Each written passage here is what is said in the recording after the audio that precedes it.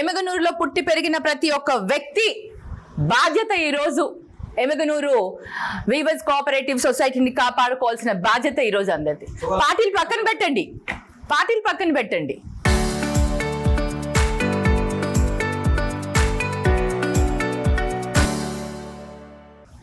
ఈ రోజు మన అస్తిత్వానికి, మన గుర్తింపుకి ఒక క్వశ్చన్ మార్క్ పడింది. ఈ రోజు చేసి ఇలాంటి పనులు చేయకండి. మనోభావాలతో, మీరు మనుషుల మనోభావాలతో ఆడకండి. ప్రతి ఒక్కరు కూడా మాచాని సోమప్ప గారికి ఆ గౌరవం ఇస్తున్నారు కాబట్టి ఆ గౌరవాన్ని కాపాడుకోవాలి అంటే అందరూ కలిసికట్టుగా మనం ముందుకు వెళ్ళి అందరం ఒక స్టాండ్ తీసుకుంటేనే వీటిని కాపాడుకోగలుగుతాం. మన చేతనైనంత మంచి చేసేదానికి, సహాయం చేసేదానికి, వాటిని నిలబెట్టుకునే దానికి మనం చేద్దాం. కానీ వాటిని రేఖలు లేకుండా మటుకు చేయకండి విజ్ఞప్తి చేస్తున్నాను. అందుకే నేను చెప్తున్నాను, ఏమంటున్నానంటే ఒకవేళ అలాంటిది ఉంటే మళ్ళీ మీరు ఎలక్షన్స్ పెట్టండి, రైట్ పర్సన్ ఎన్నుకోండి, మీరు ఆ విధంగా హెల్ప్ చేయండి.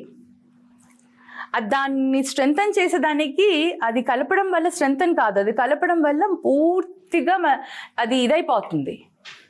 దాన్ని మీరు నిజంగా, మీకు దానిపైన నిజంగా ప్రేమ ఉంటే, మీరు దాన్ని చెయ్యాలి అనుకుంటే ఎలక్షన్స్ కండక్ట్ చేయండి, ఒక రైట్ క్యాండిడేట్ని పెట్టండి, వాళ్ళ పనితనం ఎలా ఉందో చూడండి, మీరు హెల్ప్ చేయండి. అక్కడ ఉపాధి కలిగించేందుకు, ఇంకా ఎక్కువ మందికి ఇది చేసేందుకు మీరు సహాయం చేయండి. గవర్నమెంట్ నుంచి పట్టించుకోకుండా అది నడుస్తున్న దాన్ని కూడా ఇవాళ మనం విలీనం చేయాలి అనడంలో ఎంతవరకు సమంజసం ఒకసారి ఆలోచించండి.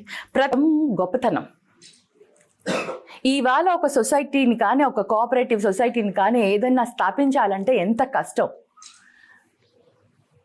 ఉన్నదాన్ని ఎవరైనా క్లోజ్ చేసుకుంటారా? ఉన్నదాన్ని ఎవరైనా పోగొట్టుకుంటారా? కాదు అని అంటున్నారు. కానీ ఆయన స్థాపించిన ఈ సంస్థలన్నీ మనం కాపాడుకోలేక, మనం వాటిని రన్ చేయలేక, మనం వాటిని అప్పులు ఉన్న ఆప్కోకి అప్పగించడంలో ఎంతవరకు సమంజసమో ఇవాళ ప్రతి ఒక్క చేనేత కూడా ఆలోచించాలి. 16 ఎంపోరియంస్ డిపోజ్ ఉన్నాయి మనకు ఈ మన ఎమగనూరు వీవర్స్ కోఆపరేటివ్ సొసైటీకి. వాటి వల్ల మనకు దాదాపు 8 కోట్ల దాకా టర్న్ ఓవర్ ఉంది. దాని నుంచి ఈ సొసైటీకి, కోఆపరేటివ్ సొసైటీకి కొన్ని ఆ సొసైటీని ఎలా బలోపేతం చేయాలి, ఎంతమందికి ఉపాధి కల్పించాలి, ఇంకా ఎంత పెంచాలి అనేది మనం ఇవాళ చేయాలి. అంతేకాని అది మంచిగా నడుస్తున్న వ్యవస్థని, ఆ కోఆపరేటివ్ సొసైటీని తీసుకెళ్ళి అప్పుల పాలైన ఆప్కోలో కలపడం ఏంటో నాకు అర్థం కావట్లేదు. రాష్ట్రంలో ఏ కోఆపరేటివ్ సొసైటీని కూడా విలీనం చేయడానికి రెడీగా లేరు. ఓన్లీ ఎమగనూరు సొసైటీయే ఎందుకు కలపాలి, విలీనం చేయాలి అని అనుకుంటున్నారో నిజంగా అర్థం కాని పరిస్థితి. ఇది చాలా దురదృష్టం.